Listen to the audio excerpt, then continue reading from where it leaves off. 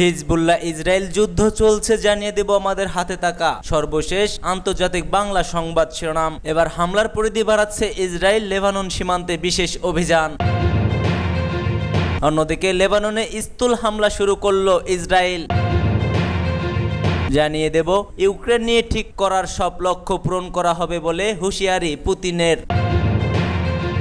আরও থাকবে 1,33,000 সেনা নিয়োগের জন্য পুতিনের ডিক্রি সই। সর্বশেষ থাকবে এবার মুখোমুখি বিতর্কে দুই ভাইস প্রেসিডেন্ট প্রার্থী। এতক্ষণ শুনছিলেন সংবাদ শিরোনাম, এবার বিস্তারিত। তার আগে আপনি যদি ফিলিস্তিনকে ভালোবেসে থাকেন কমেন্ট বক্সে ইয়েস লিখে পাঠাবেন এবং ভিডিওটি ভালো লাগলে অবশ্যই একটি লাইক করবেন এবং চ্যানেলটি সাবস্ক্রাইব করে দেবেন।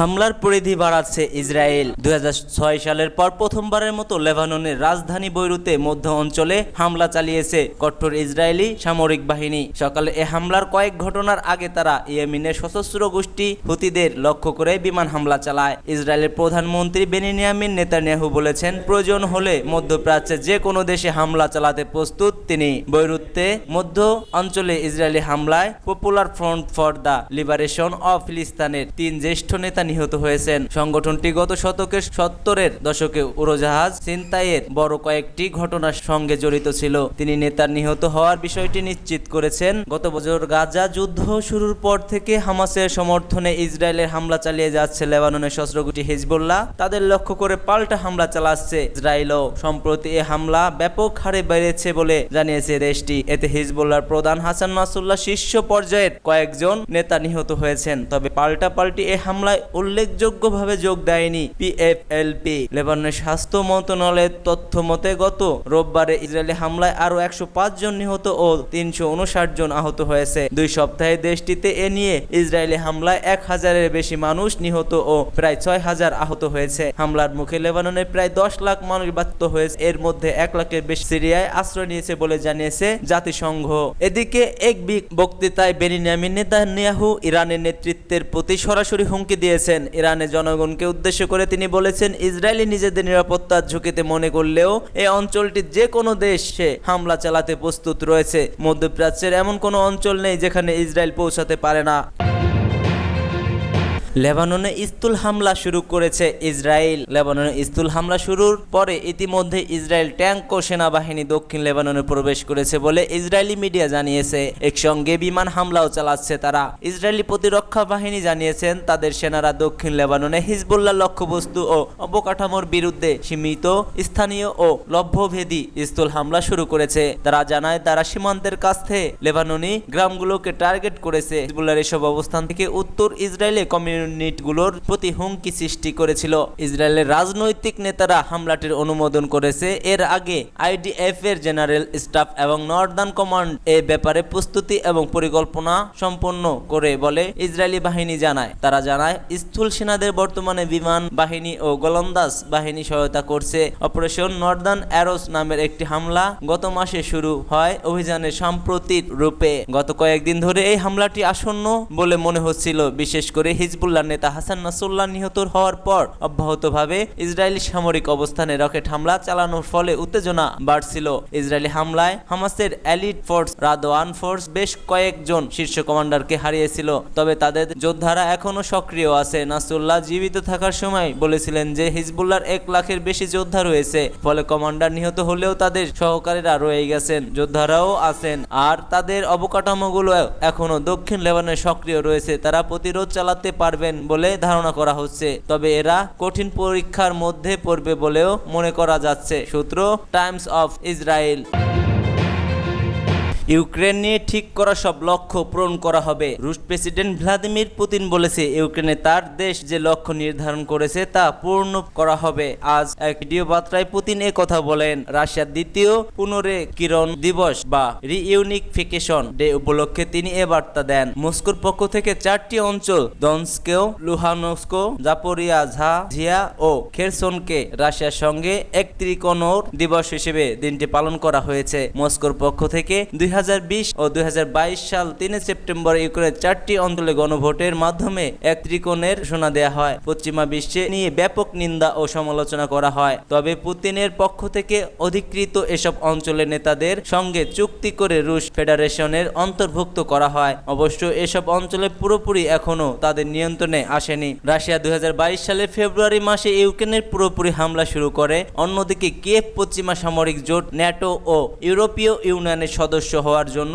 চেষ্টা চালিয়ে যাচ্ছে। কিয়েভ মনে করে ন্যাটো বা ইউ সদস্য হলেই তা তাদের জন্য নিরাপত্তা ও স্বাধীনতার জন্য গুরুত্বপূর্ণ হয়ে উঠবে, কিন্তু রাশিয়া এর বিরোধী করে আসছেন। যুদ্ধ শুরুর সময় 2022 সালে পুতিন বলেছিলেন, এই লড়াইয়ের জন্য লক্ষ্য হচ্ছে ইউক্রেনকে নিষ্করণ ও ন্যাটো মুক্ত করা। তবে ক্রেমলিনের এই বিবৃতিতে কিয়েভ ও তার পশ্চিমা মিত্ররা প্রত্যাখ্যান করে বলে, এটা অজুহাত সাম্রাজ্যবাদ সম্প্রসারণের কৌশল হিসেবে সংঘাত চালানো হচ্ছে। পুতিন ভিডিও বার্তায় বলেন, সত্য আমাদের পক্ষেও যেসব লক্ষ্য নির্ধারণ করা হয়েছে তা অর্জন করা হবে। পশ্চিমা অভিজাত্যের সমালোচনা করে পুতিন দাবি করেন, রাশিয়াকে লক্ষ্য করে পশ্চিমারা ইউক্রেন তাদের উপনিবেশন ও সামরিক ঘাঁটি বানিয়েছে। তারা ঘৃণ্য উগ্র জাতীয়তাবাদ ও রাশিয়ান সবকিছুর প্রতি প্রতিশ্রুতি ও শত্রুতা উস্কে দিচ্ছে। আজ আমরা আমাদের সন্তান ও নাতি নাতনিদের জন্য একটি নিরাপদ সমৃদ্ধ ভবিষ্যতের জন্য লড়াই করে যাচ্ছি।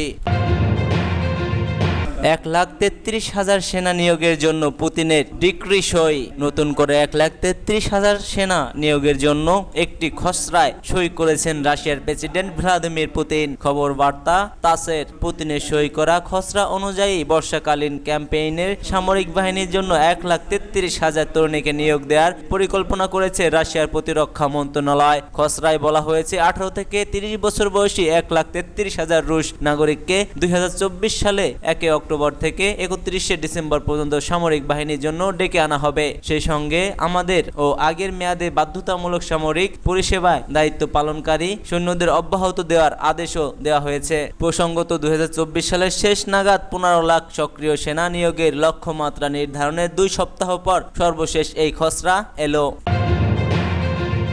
এবার মুখোমুখি বিতর্কে 2 ভাইস প্রেসিডেন্ট প্রার্থী। যুক্তরাজ্যের 2 ভাইস প্রেসিডেন্ট প্রার্থী জেডি ভ্যান্স ও টিম ওয়ালজ আজ নিউ ইয়র্কে বিতর্কে মুখোমুখি হচ্ছেন। মধ্য আমেরিকান ভোটারদের মন জয় করতে 2 প্রার্থীর মধ্যে তীব্র কথার লড়াইয়ের আভাস পাওয়া যাচ্ছে। এবারের মার্কিন প্রেসিডেন্ট নির্বাচন ঘিরে কমলা হ্যারিস ও ডোনাল্ড ট্রাম্পের মধ্যে যে হাড্ডাহাড্ডি লড়াই হতে চলেছে, তাতে ভোটের ফলাফল নির্ধারণে তাদের ভাইস প্রেসিডেন্ট প্রার্থীদের পারফরমেন্স গুরুত্বপূর্ণ হয়ে উঠতে পারে। রিপাবলিকান পার্টির ভাইস প্রেসিডেন্ট প্রার্থী ও হাইওয়ার সিনেটর জে ডি ভ্যান্স ও ডেমোক্রেটিক পার্টির প্রার্থী মিনেসোটার গভর্নর টিম ওয়ালজ ইতিমধ্যে নিজেদের মধ্যে তীব্র প্রতিদ্বন্দ্বিতা জমিয়ে তুলেছেন। কথায় লড়াইয়েও 2 জন বিরোধীদের আক্রমণ করছে। সাবেক প্রেসিডেন্ট ডোনাল্ড ট্রাম্পের সুরেই ডেমোক্রেটিকদের আক্রমণ করে চলছে 40 বছর বয়সী ভ্যান্স। তিনি ডেমোক্রেটিক পার্টির প্রার্থী কমলাকে চাইল্ডস ক্যাট লেডি বলে আক্রমণ করার পাশাপাশি বিড়াল খাওয়া অভিবাসী বলেও ভুয়া খবর ছড়ানো এ প্রতিদ্বন্দ্বীর সামরিক রেকর্ড নিয়েও প্রশ্ন তুলেছেন। অন্যদিকে সাবেক শিক্ষক 60 বছর বয়সী ওয়ালাজ যুক্তরাষ্ট্রের ভাইস প্রেসিডেন্ট কমলা হ্যারিসের সুরে ভ্যান্স ও ট্রাম্পকে আক্রমণ করেছেন। তিনি রিপাবলিকদের অন্তর্ভুক্ত জুড়ে বলে যে মন্তব্য করেছিলেন তা অনলাইনেই ছড়িয়ে পড়েছিল। তবে এই 2 জনের ক্ষেত্রে একটি বিষয় মিল রয়েছে, তা হচ্ছে কমলা ও ট্রাম্প 2 জনই চান যে তাদের ভাইস প্রেসিডেন্ট প্রার্থীরা যুক্তরাষ্ট্রের মধ্য অঞ্চলে ভোটারদের মন জয় করে হোয়াইট হাউসে যাওয়ার পথে সুগম করবেন। বোস্টন বিশ্ববিদ্যালয়ের সমাজবিজ্ঞানের সহযোগী অধ্যাপক থমাস হোয়াইলেন বলেন, যুক্তরাষ্ট্রের ভোটাররা বড় ধরনের নাটক দেখতে চান। আজ তারা টেলিভিশনে তা দেখতে পাবেন। বড় ধরনের পার্থক্য গড়ে দিতে পারে ভাইস প্রেসিডেন্ট নিয়ে এমন বিতর্ক আগে তেমন দেখা যায়নি। আজকের এই বিতর্কে ভ্যান্সের ওপর চাপ বেশি থাকবে। ওয়ালজ তাকে নারী ও গর্ভপাত নিয়ে বিভিন্ন বিতর্কে মন্তব্যের জন্য আক্রমণ করতে পারেন। এছাড়া ভুয়া তথ্য ছড়ানো নিয়েও তাকে প্রশ্নের মুখে পড়তে হতে পারে। অন্যদিকে ভ্যান্সের পক্ষ থেকে ওয়ালজকে মার্কবাদী হিসেবে আক্রমণ করতে পারে। জরিপে দেখা গিয়েছে, জনপ্রিয় ভোটের হিসেবে ওয়ালজের চেয়ে পিছিয়ে রয়েছে ভ্যান্স। একসময় ভাইস প্রেসিডেন্টের মনোনয়নের দোরগোড়ে তার রেটিং ছিল সবচাইতে কম। থমাস হোয়াইলেন বলেন, ভ্যান্সকে সতর্ক থাকতে হবে, কারণ আমি মনে করি তার জন্য ফাঁদ পাতা হচ্ছে। গুরুত্বপূর্ণ উইলদুল ম্যান অঙ্গরাজ্য পেনসিলভানিয়া নির্বাচনী প্রচারে কমলা হ্যারিসকে আক্রমণ করে বক্তব্য দিয়েছেন ট্রাম্প। তিনি সেখানে অপরাধ দমনে সহিংস পুলিশ অভিযান চালানোর আহ্বান জানিয়েছেন। একই সঙ্গে কমলাকে মানসিক প্রতিবন্ধী বলেও অপমান করেন ট্রাম্প।